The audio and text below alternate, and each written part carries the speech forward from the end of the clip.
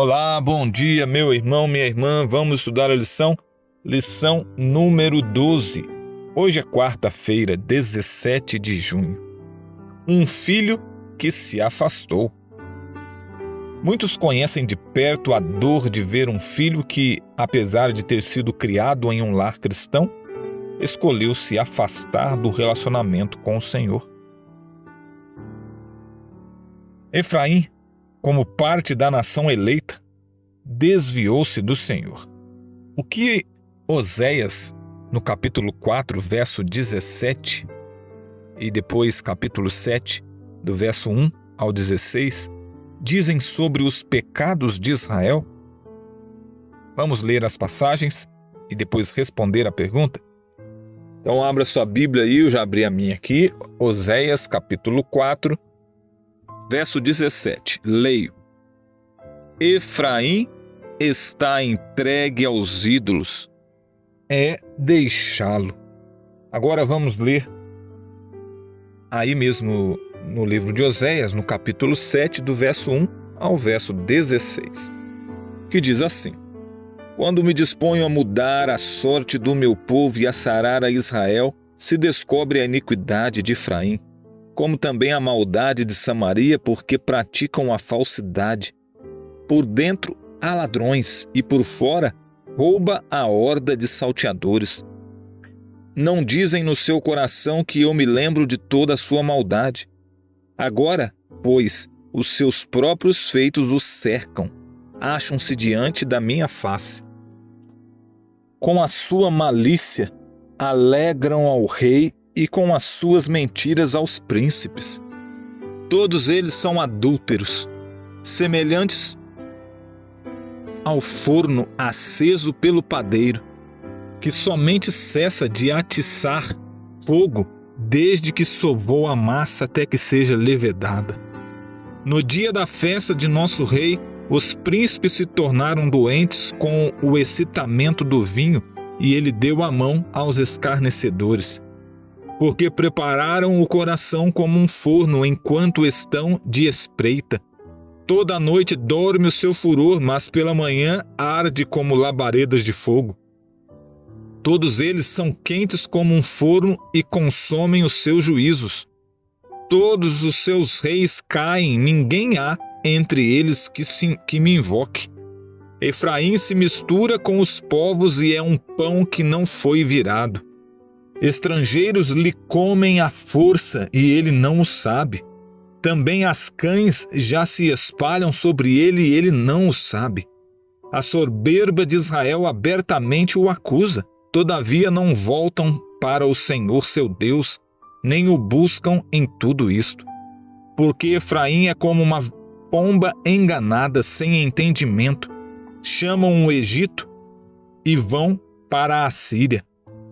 Quando forem, sobre eles estenderei a minha rede, como aves do céu os farei descer. Castigá-los-ei segundo o que eles têm ouvido na sua congregação. Ai deles, porque fugiram de mim. Destruição sobre eles, porque se rebelaram contra mim. Eu os remiria, mas eles falam mentiras contra mim. Não clamam a mim de coração, mas dão uivos nas suas camas. Para o trigo e para o vinho se ajuntam, mas contra mim se rebelam. Adestrei e fortaleci os seus braços, no entanto, maquinam contra mim. Eles voltam, mas não para o Altíssimo. Fizeram-se como um arco enganoso. Caem à espada os seus príncipes, por causa da insolência de sua língua. Este será o seu escárnio na terra do Egito. Então, Efraim, como parte da nação eleita, desviou-se do Senhor. E essas passagens de Oséias, o que elas nos dizem sobre os pecados de Israel? Vamos aqui apresentar a resposta sugestiva. Efraim apegou-se à idolatria, fraude e infidelidade. Misturou-se às nações, confiou em alianças humanas. endureceu-se e ignorou os sinais da decadência e não se voltou para Deus. Lemos que, em sentido figurado, Raquel, a avó de Efraim, chorava porque ele havia rompido o relacionamento com Deus. O Senhor respondeu à profunda tristeza de Raquel com as seguintes palavras: reprima a sua voz de choro e enxugue as lágrimas de seus olhos, porque o seu trabalho será recompensado, diz o Senhor. Pois os seus filhos voltarão da terra do inimigo. Há esperança para o seu futuro, diz o Senhor, porque os seus filhos voltarão para a sua própria terra. Chegamos à pergunta número 5. Em vez de chorar pelo filho que havia se afastado, Raquel foi chamada a ter esperança. Que outras verdades Jeremias apresenta ou nos apresenta? Para respondermos a essa pergunta, vamos abrir as nossas Bíblias aí no livro de Jeremias, capítulo 31, e vamos ler do verso 18 o verso 18 e o verso 19. Jeremias, capítulo 31, verso 18 e 19. Diz assim: bem ouvi que Efraim se queixava, dizendo: castigaste-me, e fui castigado como novilho ainda não domado. Converte-me, e serei convertido, porque tu és o Senhor meu Deus. Na verdade, depois que me converti, arrependi-me.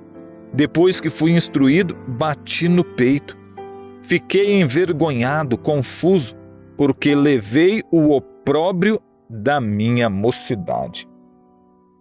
Então, que outras verdades Jeremias nos apresenta? Vamos apresentar então a resposta sugestiva para a pergunta número 5. O capítulo mostra confissão, coração quebrantado e retorno genuíno. Efraim reconheceu o desvio, foi corrigido e voltou-se para o Senhor. Essas passagens ensinam que sempre há esperança, como houve para Efraim. Afinal, Deus não desiste de nós, meu irmão, minha irmã, Ele não desiste de mim e de você. Embora repetidas vezes Ele repreenda seu povo quando este se afasta. A compaixão divina não falha.